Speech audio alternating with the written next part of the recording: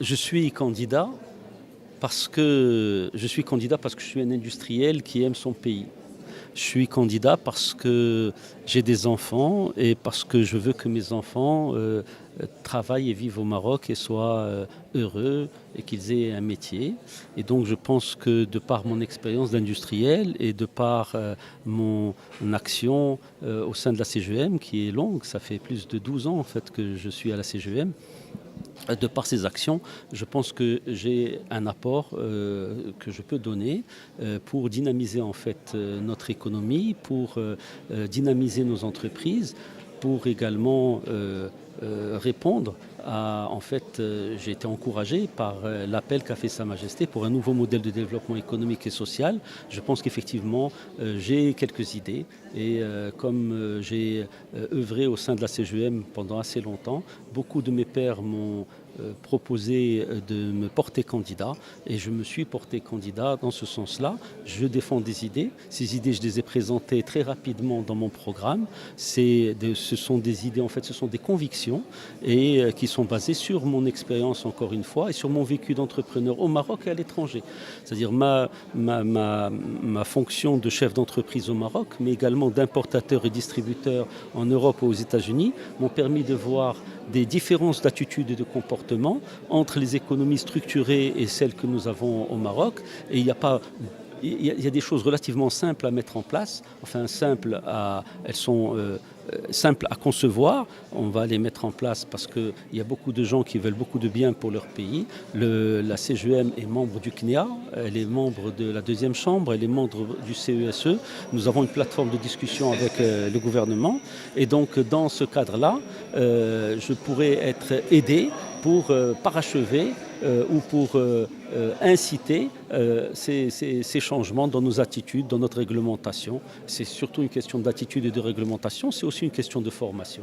Alors la deuxième question que vous m'avez posée, c'est-à-dire pourquoi est-ce que vous dites que je veux libérer l'entreprise? Parce qu'en fait, il est facile de constater qu'un entrepreneur aujourd'hui, trop souvent, il passe l'essentiel de son temps à résoudre des problèmes qui n'autorisent pas la croissance, qui n'autorise pas la croissance de l'entreprise. Il est à courir derrière les paiements, il a réglé un problème administratif, il a essayé de convaincre une autorité ou un vis-à-vis au niveau de l'administration du bien fondé de sa demande et ainsi de suite. Donc il perd du temps. Le temps dans un environnement qui est extrêmement concurrentiel est coûteux et donc les charges fixes sont ce qu'elles sont et les choses ne se développent pas comme on souhaiterait le faire. Et donc je veux libérer l'entrepreneur de ces contraintes, d'autant que le Maroc entre dans le Maroc et le monde.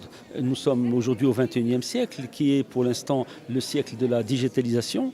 L'économie numérique va transformer profondément nos comportements, nos attitudes et notre compétitivité. Nous avons besoin d'un environnement juridique et un environnement législatif qui est compatible à la digitalisation, c'est-à-dire nous avons besoin d'une réglementation qui est positive, alors que nous avons aujourd'hui une réglementation qui est dérogatoire. C'est précisément une réglementation dérogatoire. On doit aller demander une autorisation pour faire quelque chose. C'est-à-dire tout est interdit sauf dans un environnement qui est plus positif. Je connais mes droits et je réclame mon droit, je réclame mon dû. Et donc nous allons aller dans ce sens. Il y a des réglementations au Maroc qui sont faites comme cela. C'est-à-dire la réglementation fiscale au Maroc en particulier a été pensée comme cela.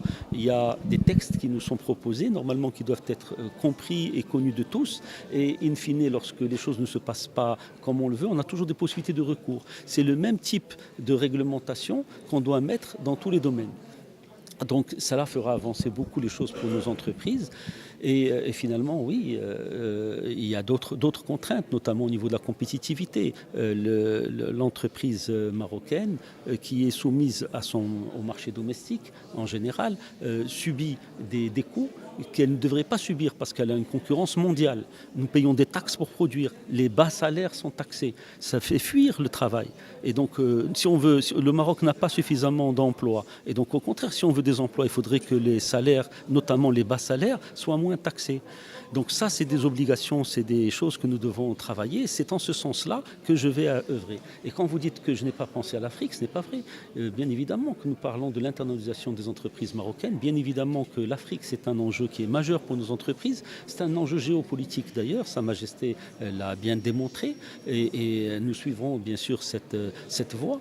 Et des grands groupes marocains ont réussi en Afrique. Nous avons prévu un guichet qui s'appelle Cap Business Africa, de même que nous mettrons en place tous les éléments de veille concurrentielle et d'intelligence économique pour permettre à nos PME de rayonner en Afrique. Il faut aussi penser que les entrepreneurs africains devront venir au Maroc. À l'avenir, nous devrons penser africain, ouest africain et pas simplement marocain.